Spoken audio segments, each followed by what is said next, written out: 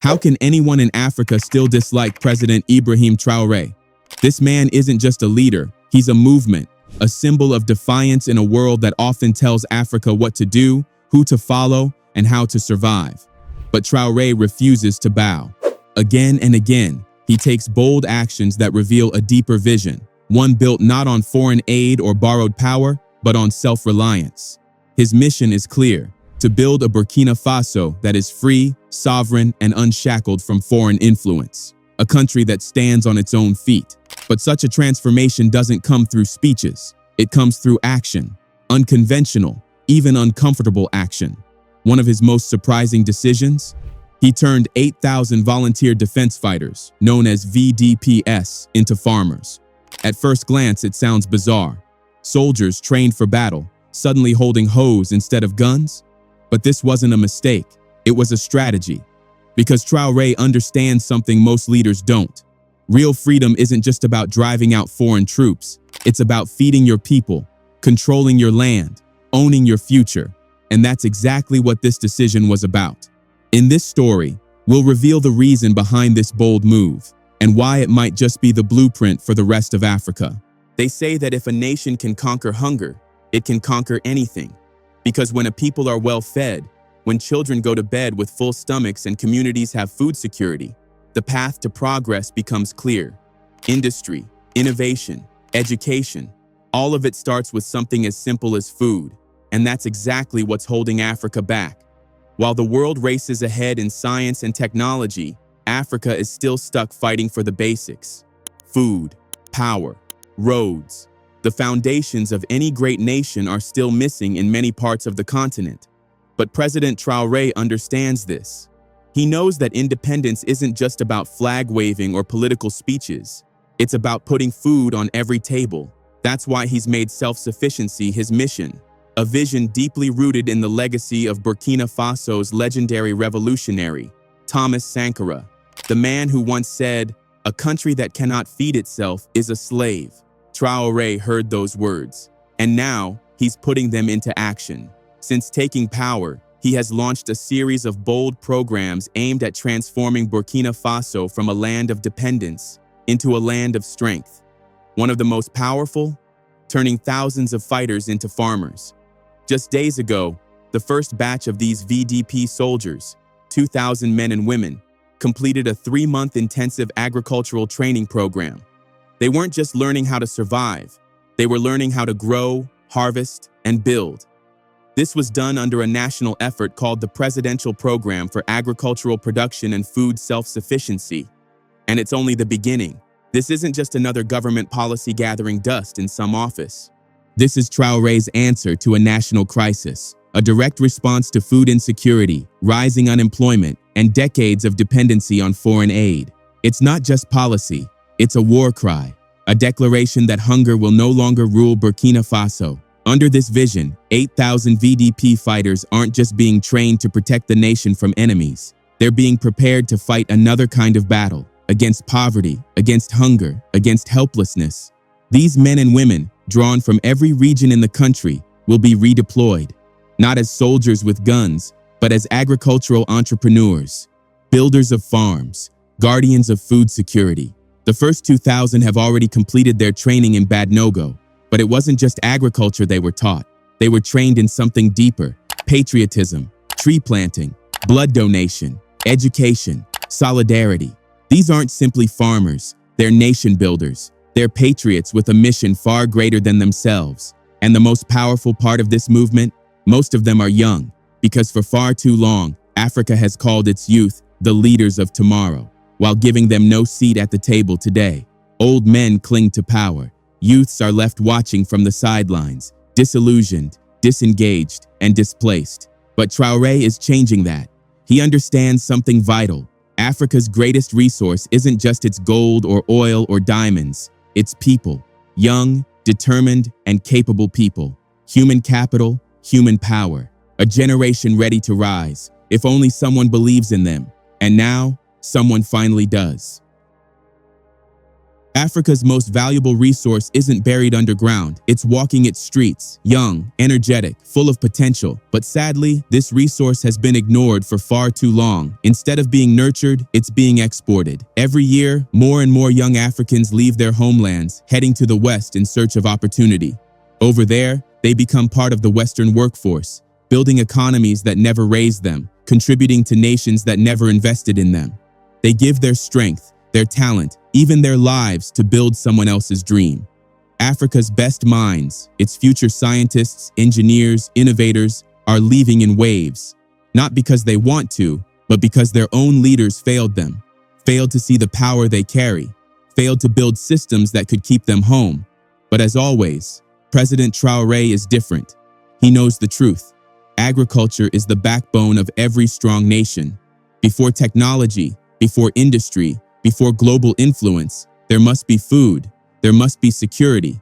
And who better to lead that mission than the youth? They have the strength, they have the energy, and under the right leadership, they have the vision. That's what makes this initiative so powerful. Traoré isn't just handing out farming tools, he's handing out purpose. He's giving 8,000 young soldiers a new mission, not just to grow food, but to build a nation.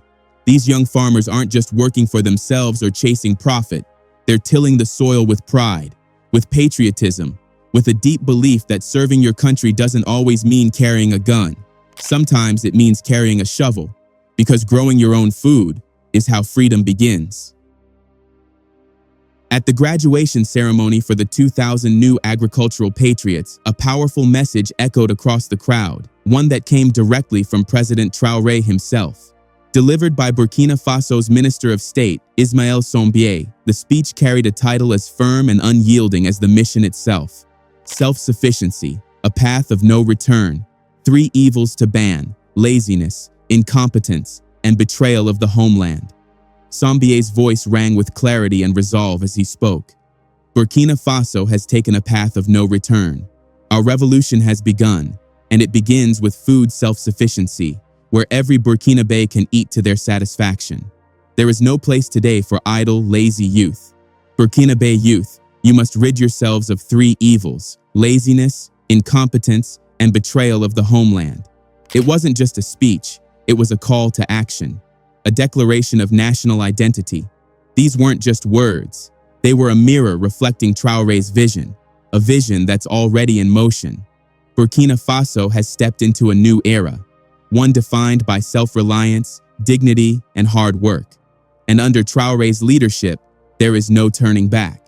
The only way this revolution could be reversed is if Traoré were removed and replaced by a government that does not share his vision. A government more concerned with appeasing foreign interests than empowering its own people. That's why the people must remain vigilant. That's why they must continue to support the man who's charting this new course. Because if Traoré stays in power until 2029, one thing is certain: Burkina Faso will no longer be the same, and the change will be beautiful. As the minister read aloud, the message was crystal clear. The Burkinabe revolution has already begun, and it starts with food. For President Traoré, food self-sufficiency isn't just a policy, it's a mission. A vision where no citizen has to beg, no child goes hungry, no community waits for foreign handouts to survive. A Burkina Faso where every man, woman, and child eats with dignity.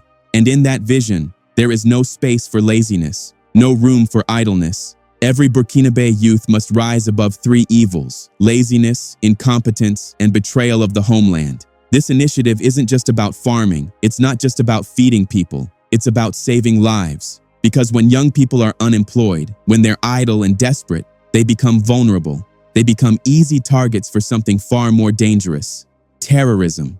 Across the Sahel, armed groups have mastered a chilling tactic. They prey on the poor, they target the hungry, they lure in the hopeless. Groups like JNIM infiltrate local communities, offering money, weapons, even false promises of purpose. And the victims? Often just boys, teenagers, some not even old enough to understand the gun they're holding. We've seen the heartbreaking images: children turned into killers, young lives stolen by extremists, futures erased before they ever began. But President Traoré refuses to let that cycle continue. By putting tools in their hands instead of weapons, by giving them purpose instead of pain, he's breaking that pattern. He's showing the youth that they have a choice, that they can fight, not with bullets, but with seeds, sweat, and service to their country. This initiative does more than teach farming. It gives the youth something far more powerful: purpose. By keeping young people engaged, active, and connected to the land, it reduces the risk of them being lured into the hands of terrorists.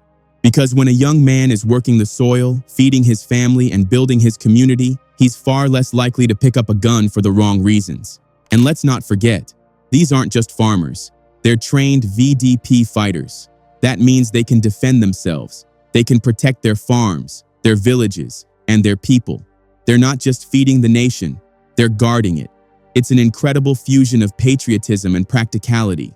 And we must applaud the thousands of young men and women who answered the call, who stood up and said, "We will build Burkina Faso with our hands." But as we said before, this is only one piece of a larger puzzle. President Traoré has launched many initiatives to reach full food security in Burkina Faso. And one of the most unconventional, and perhaps most surprising, was this: he turned prisoners into farmers. Yes, you heard that right. Even behind bars, Traoré saw potential, because to him, every Burkinabe life matters. And if a man can be reformed, he can also be repurposed to build something good. Just a few months ago, something extraordinary happened. The Burkinabe Minister of Justice and Human Rights, Mr. Adasso Rodriga, paid a visit to Bapora Prison, a place once known only for confinement and punishment. But what he found there was transformation. Bapora is no longer just a prison, it's a farm, a living, breathing agricultural center, bursting with rows of wheat, maize, and rice, all cultivated by the very inmates it once held in chains. Imagine that. A correctional facility turned into a force for national development. Like us, the minister was moved by what he saw. Fields stretching to the horizon. Inmates with tools in their hands, not weapons. Growth, not destruction. After the tour, he stood before the press and spoke firmly. This is the first time this facility has reached such a level of agricultural production. What you see here is a direct result of the Presidential Initiative for Food Self-Sufficiency and the agricultural offensive led by the Ministry of Agriculture. The vision of the head of state is clear. Burkina Faso must produce what it consumes and never rely on foreign aid again. What a remarkable shift, from prison walls to fields of hope. But that wasn't the end of his message. He spoke of the deeper crisis, the silent emergency sweeping through Burkina Faso, an economy struggling to breathe, a nation where 90% of the population is made up of young people, but far too many of them are unemployed, vulnerable, and desperate. That desperation has a cost, and often it ends in handcuffs. Crime, he said, has become a survival tactic. And the prison population? It's rising fast, fueled by poverty, insecurity, and a lack of opportunity. But under Traoré's leadership, even this problem is being turned into a solution. Because where others see criminals, he sees people who still have something to give, something to build, something to grow. But instead of letting prisoners waste away behind bars, forgotten, idle, and angry, President Traoré's administration is flipping the script. These prisoners are still citizens, still members of Burkinabe society, and many of them are young, strong, and capable. They don't need to be punished forever. They need a second chance, a purpose. So, Traoré introduced a bold new approach, a prison system that actually contributes to the economy. Instead of locking people away and throwing away the key, the government is turning inmates into farmers, productive members of society, men and women who grow food, gain skills, and prepare to re-enter the world with something to offer. And this isn't just about filling grain silos, it's about rebuilding lives. To support this shift, a groundbreaking law was passed: community service in exchange for sentence reduction. Under this law, prisoners who choose to work on agricultural farms can earn their freedom faster. 1 month of service in the fields equals up to 3 months off their sentence. It's a system built on opportunity, not just punishment. These inmates aren't just learning to farm. They're learning responsibility, discipline, the dignity of hard work. And when they leave prison, they won't be broken. They'll be ready to earn a living, support their families, and reintegrate with pride. Most importantly, They'll be far less likely to return to a life of crime, because when you give people something to live for, you take away their reason to destroy. When the Minister of Justice visited the Bapora Prison Center, 80 inmates were already working as full-time farmers, but that was just the beginning.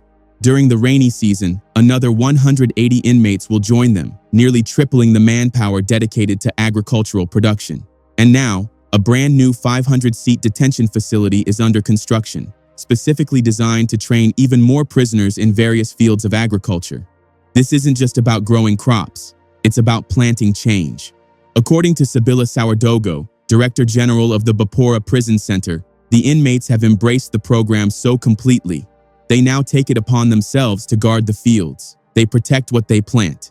They take pride in their labor. That kind of transformation doesn't happen by accident. It happens under visionary leadership. From the VDP fighters turned farmers to inmates cultivating national farmland. These initiatives all point to one man's relentless pursuit of a self-reliant Burkina Faso, President Ibrahim Traoré. But it also raises a larger, more painful question. Why can't other African countries do the same? Africa is blessed with vast, fertile lands, rich soils, rainfall, resources. Yet the continent still struggles to feed itself. According to the 2022 Global Report on Food Crises, over 140 million people across Africa face acute food insecurity. 1 in 5 Africans goes to bed hungry every night. The tragedy is even worse in regions plagued by insurgency. There, farmers flee their fields. Families abandon their homes. Entire communities are uprooted, trading their harvest for survival. But it doesn't have to be this way. Traoré is showing what's possible when a leader dares to dream beyond dependence. When food is no longer a weapon in foreign hands. When agriculture becomes a tool of freedom, not just survival. Burkina Faso is planting more than crops. It's planting a future. And perhaps, just perhaps, the rest of Africa is watching. The crisis has become so severe that most African countries now rely heavily on foreign aid and food imports just to feed their people. And that's the heartbreak, because Africa has everything it needs to feed itself. Rich soil, a favorable climate, and a massive labor force. So why are we still hungry? The answer is painful. Agriculture in Africa has never been given the attention it truly deserves. Across the continent, farming is dominated by subsistence farmers, men and women using basic tools, producing just enough to survive. There is no scale, no structure, no investment in transforming these smallholders into powerful producers. And while governments roll out agricultural programs every year, most are either abandoned midway or hijacked by bureaucracy and corruption. The people who should benefit, the farmers, rarely see any impact. But the truth remains. With the right leadership, proper techniques, and transparent investment, Africa could not only feed itself, but export to the world. And that matters, not just to fill stomachs, but to rewrite the story of Africa. Because for too long, Africa has been portrayed as poor, helpless, and dependent. A continent always waiting for aid, always at the mercy of others. But that narrative can be changed. And it has been changed before. In the 1980s, a young revolutionary named Thomas Sankara saw what most leaders couldn't. He launched aggressive programs to make Burkina Faso food self-sufficient. He pushed land redistribution, encouraged local farming of rice, millet, and maize, and condemned imported food as a new form of imperialism. And he proved the world wrong. By 1987, Burkina Faso had increased its cereal production to 1.6 billion tons. Jean Ziegler, then UN Special Rapporteur for the Right to Food, declared, "Thomas Sankara has conquered hunger. Burkina, in 4 years, has become food self-sufficient. And the most remarkable part? He did it without a single cent from any foreign power. He did it with vision, with grit, with a belief that Africa could stand on its own." Thomas Sankara's dream was bold, but it was also dangerous.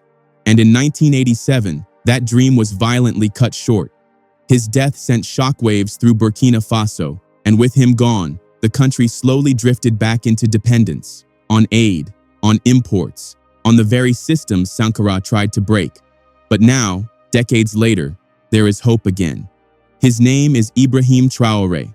Young, bold, and unshakably patriotic, Traoré has made it clear, from his speeches to his policies, that he draws deep inspiration from the legacy of Sankara. But he isn't just quoting Sankara's words, he's reviving Sankara's vision. At the Russian-African Summit, the world finally took notice. Standing before global leaders, Captain Traoré asked the question so many have been afraid to ask. Why is Africa poor when it holds so much wealth? He called on African leaders to stop begging and start producing. He called for food sovereignty, and he promised that Burkina Faso would lead the way, and unlike many, he acted. In February 2024, Traoré's government launched the Emergency Project for Increasing Agricultural Production, backed by 38.4 million euros from the African Development Bank. This initiative wasn't about politics, it was about survival. The plan was ambitious: distribute 9,000 tons of climate-resilient seeds to over 330,000 farmers, scale up production of maize, rice, sorghum, wheat, cowpea, and more. And the results? Stunning. In just 1 year, rice production rose from 280,000 to 326,000 metric tons. Millet went from 907,000 to over 1.1 million. Tomato harvest jumped from 315,000 to 360,000 metric tons. Every number tells the same story. Burkina Faso is growing. This project works hand in hand with Traoré's agro-pastoral offensive, a massive campaign to revolutionize the country's agriculture and livestock sectors.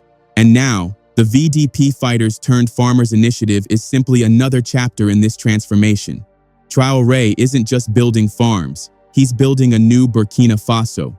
One that doesn't bow to foreign powers, one that doesn't beg for food, one that feeds itself, stands tall, and honors the legacy of Sankara not with monuments, but with action. The seeds have been planted. Now, the future is growing. What are your thoughts? Let us know in the comments. And if you believe in this story of African strength and sovereignty, don't forget to like this video, drop a comment, and subscribe to our channel.